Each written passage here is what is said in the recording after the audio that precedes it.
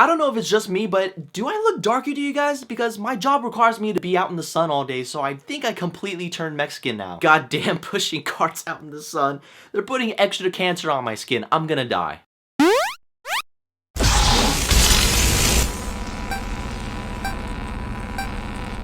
Okay, so the decision, whether Nicholas Sparks should make another movie again. I don't know, he makes a shit ton of money on them anyway. So the choice follows the story of country boy veterinarian Travis Shaw, whose ambition is to live life at his fullest by hanging out with his friends, talking to women, and possibly searching any love that comes his way. He then finds out that this girl moves next door to him, and you guys know how this goes. They meet, they hook up, and they start a relationship. But in the midst of them hooking up, the couple must endure personal troubles outside their relationship and come to some very important choices whether staying together is the right thing to do. Now the choice is yet another Nicholas Sparks novel to film adaptation just in time for the month of Valentine's, and honestly I really wasn't looking forward to it. Because Nicholas Sparks has basically done everything at this point, and whenever he releases a movie I feel like it's just another cash grab so he can make more novels and then turn those novels into movies. And it turns out I was right. I mean, I'm not saying out the wall that it's terrible. There were some things that I liked, but it's just another Nicholas Sparks movie. What I do like about his movies though is that most of the time they get a cast that fulfills the job pretty well, mainly the main couple they revolve around. And in this one you have Ben Walker as Travis and Teresa Palmer as Gabby, and these two had some pretty good chemistry with one another. I actually bought their relationship because it started off to where they didn't like each other at first, but eventually grew into something the audience pays to see. It wasn't like the guy doing the rodeo gig and then he sees that side college chick out in the corner and then he's like, oh shit, I'm so infatuated by her. Oh wait, they did that, I forgot. Granted, there were cheese moments in their relationship, I mean just like any couple in any movie ever, but it wasn't cringeworthy level and I dug them as a couple. The other characters of course are there to test the main couple on how far they'll go with each other. I mean it's pretty by the book stuff. Like you have Alexandra Double D Dario, who's like the side chick for the main dude who keeps popping in and out of the movie. I mean she was okay. Double D Dario because she has huge personalities, she's great. And then you have Tom Welling, the Smallville Superman, as the girl's boyfriend who, oops, spoiler alert, cheats on him with the main dude. How do you go from that guy to this guy? I don't fucking know. You cheat on Superman. And Tom Wilkinson is somehow in here. He's supposed to be the main dude's dad, and just like the other side characters, he wasn't anything special. He was serviceable though. But again, you're here for the main couple. But what this movie does with the couple, I mean, don't get me wrong, some parts were cute, but since the romance drama has been done so many times, it just feels like rinse and repeat with these Nicholas Sparks movies. You see the same formula over and over. It's kind of getting old at this point. It's not a couple you'll remember years down the line. I mean, hell, I don't think you'll remember them till like next week. You're watching them on screen, you're like, yeah, you're cute, and I'm kinda rooting for you, kinda, but you're nothing revolutionary to this particular genre. Because everything has been done in the realm of movie couples, so nothing really happens that really makes them stand out as the memorable couple. And that's not really its downfall, really, because when it comes to the romance, it's all about whether you care about them due to the execution. I'm telling you guys the god honest truth, I was digging how this movie was progressing their relationship, but it gets to a point in the movie where it changes all of that. It was going at like a slow, even pace, but once it hits the middle, it goes off at like 7,000 miles an hour, and I was like, what the fuck happened? And it just happens within a 1 minute time span, so any emotional attachment that you have there, it's suddenly gone. Because once their relationship takes off at light speed, you're like, okay, do I really care about this couple now? And it does get to a moment where they are tested in their relationship, and you're like, okay, well, since the movie progressed at an extremely rapid pace,